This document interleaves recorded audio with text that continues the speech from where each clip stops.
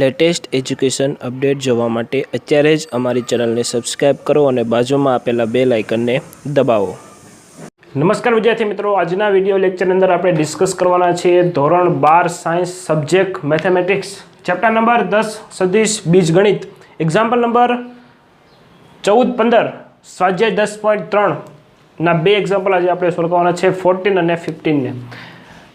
તો અહીં તમને એક્ઝામ્પલ નંબર 14 માં તમને આપેલું છે કે જો સદિશ a બરાબર 0 અથવા તો b બરાબર 0 હોય તો જ તમે લખી શકો કે a dot b is equal to 0 થાય. એ આપણને ખબર છે, મેં તમને આગળ પર કીધું આગળના એક્ઝામ્પલમાં કે જો કા પહેલું હોય 0 હોય કા બીજું 0 હોય તો બંનેનું ડોટ પ્રોડક્ટ શું થાય? 0 થાય.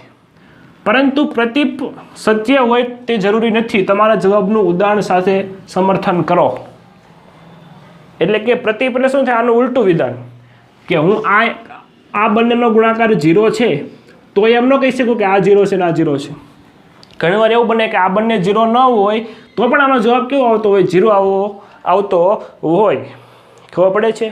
તો આપણે એ બતાવવાનું કીધું છે તમને કે આ બંનેનો ડોટ પ્રોડક્ટ તમે લ્યો તો એ 0 હોય તો એવું ન કહી શકાય કે આ 0 અથવા તો આ 0 હોય. તો આનું પ્રતીપ જરૂરી નથી.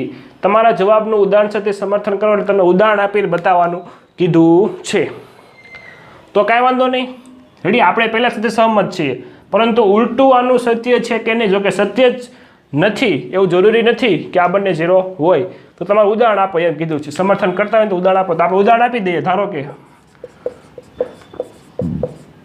હું એ સદિશ લઉં, આવો 2i caret plus 4j caret plus 6k caret. હું આવું ઉદાહરણ લઉં. અને બીજી વસ્તુ,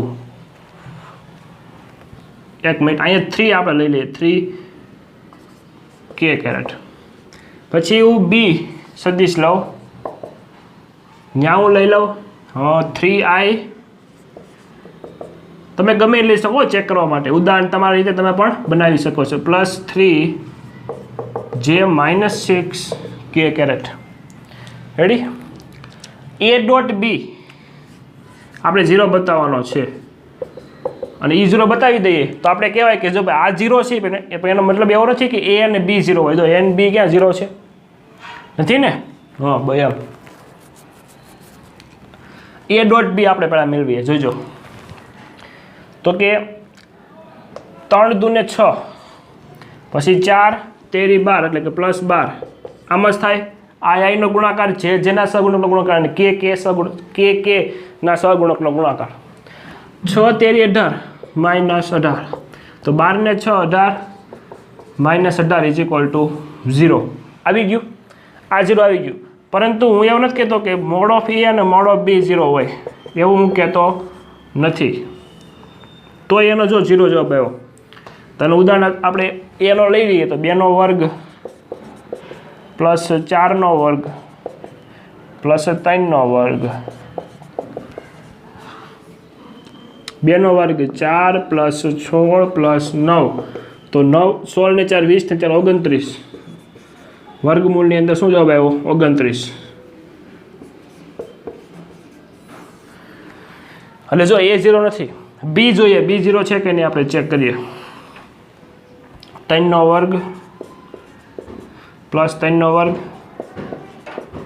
પ્લસ માઇનસ 6 નો વર્ગ. 3 નો વર્ગ 9 9 36. તો 36 ને 18 54.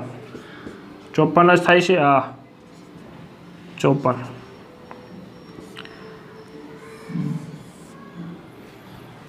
ઓકે. તો આ રીતે તમે જો આનો a અને b એ બંને કેવો છે? 0 નથી. છતાં પણ એનો ડોટ પ્રોડક્ટ જો 0 થાય છે તો આનું પ્રતીપ સત્ય હોય એવું જરૂરી નથી. ઉદાહરણ સાથે આપણે સમર્થન એનું કરી દીધું. તો આશા રાખું છું એક્ઝામ્પલ નંબર 14 તમને ખ્યાલ આવી ગયો હશે. Now we are discussing example number 15 કે આપણને શું કહેવા માગે છે. શરૂ કરીએ. એક્ઝામ્પલ નંબર 15માં તમને આ પ્રમાણે રકમ આપેલી છે મિત્રો કે જો ત્રિકોણ ABCના શિરોબિંદુ ABC અનુક્રમે આ રીતે તમને શિરોબિંદુ 3 આપેલા હોય ત્રિકોણના, તો તમને કીધું છે કે ખૂણો ABC શોધો. ખૂણો શું મેળવવાનો છે? ABC. એટલે કયો ખૂણો થાય? આવી રીતે આપેલું હોય તો B ખૂણો, વચ્ચેનો ખૂણો હોય એ તમારે લેવાનો હોય એટલે B ખૂણો તમે મેળવવાનું કીધેલું છે. ત્રિકોણ દોરી નાખી સરસ મજાનો, એટલે આપણને વધારે ખ્યાલ આવે કે ખરેખર આપણને આપ્યું છે શું. માની લો કે આ ત્રિકોણ છે આપણી પાસે, નામકરણ કરી દઈએ A, B અને C. બિંદુઓ લખી દઈએ. ચાલો, પહેલું છે A છે, એટલે કે 1, 2 અને 3 આ બિંદુ આપ્યા છે. B ના યામ તમને કીધા છે -1, 0, 0 અને C ના યામ તમને કીધા છે 0, 1 અને 2. આ રીતે તમને આપેલું છે. આપણે ખૂણો B મેળવવાનો છે કે આ ખૂણો B કેટલાનો હોય. એના માટે હું આમ સદિશ દોરી નાખું, પહેલો સદિશ, અને B માંથી આમ જાતો બીજો સદિશ. કયો સદિશ? આ એક આ રીતે જાતો હોય તે સદિશ, જેને આપણે અહીંયા એ બિંદુ લખી દઈએ જ્યાં હતું ત્યાં.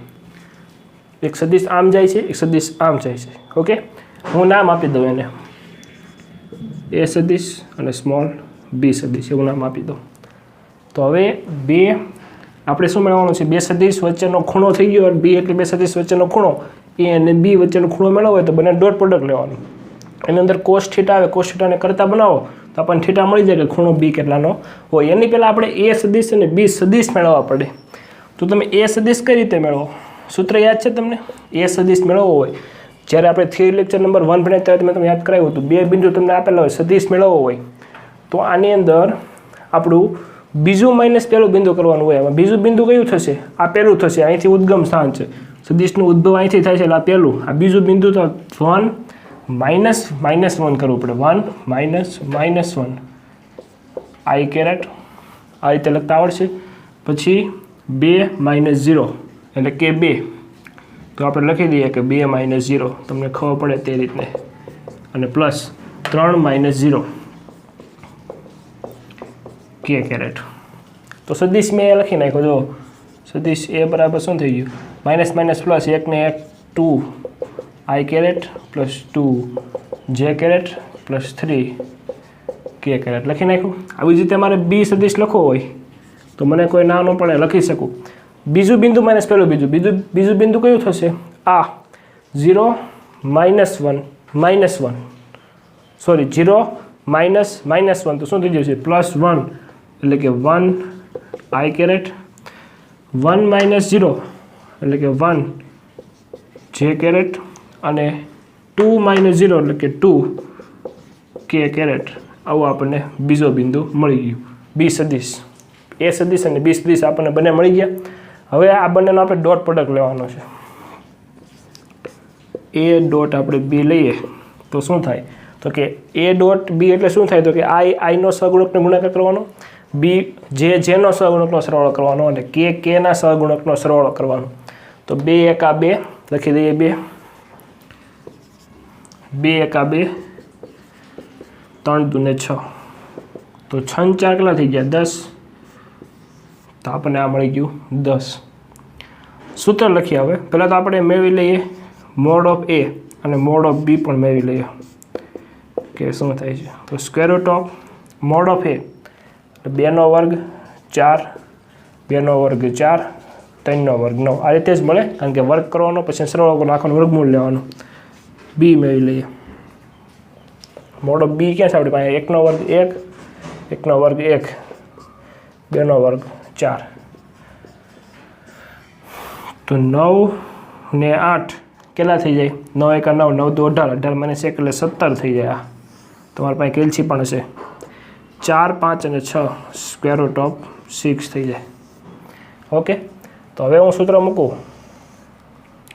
કે a ડોટ b બરાબર મોડ ઓફ a સદિશ મોડ ઓફ b સદિશ કોસ થીટા. કિંમતો મૂકી દે. આનો જવાબ શું આવ્યો? a ડોટ b નો 10 બરાબર, આનો જવાબ વર્ગમૂળની અંદર 17 ઇન્ટુ વર્ગમૂળની અંદર 6 કોસ થીટા. આને છેદમાં જવા દો તો 10 છેદમાં વર્ગમૂળની અંદર 17 વર્ગમૂળની અંદર 6 = કોસ થીટા. તો મિત્રો થીટા આપણે મેળવવાનું હોય તો શું થઈ જાય? કોસ ઇનવર્સ 10 છેદમાં વર્ગમૂળની અંદર 6 × 7 = 42નો બગડો, વધી પડી 4, 6 × 4 = 10, 102. તો આ થઈ ગયો આપણો થીટાની કિંમત. થીટા આપણને મેળવવાનું કીધું તો બે સદિશ વચ્ચેનો ખૂણો, તો આ રીતે મેળવી શકાય. કોસ ઇનવર્સ કરી તમે મેળવી શકો છો. તો આપણો જવાબ જોઈ લો એકવાર. કંઈ કન્ફ્યુઝન લાગતું હોય તો જણાવો. રેડી? તો આશા રાખું છું ખ્યાલ આવી ગયો છે. એક્ઝામ્પલ નંબર 14 અને 15 આજે આપણે સોલ્વ કર્યા. એની અંદર એક આગ્રહ છે મિત્રો, ચેનલ પર નવો હોય તો ચેનલને સબસ્ક્રાઈબ કરીને જજો.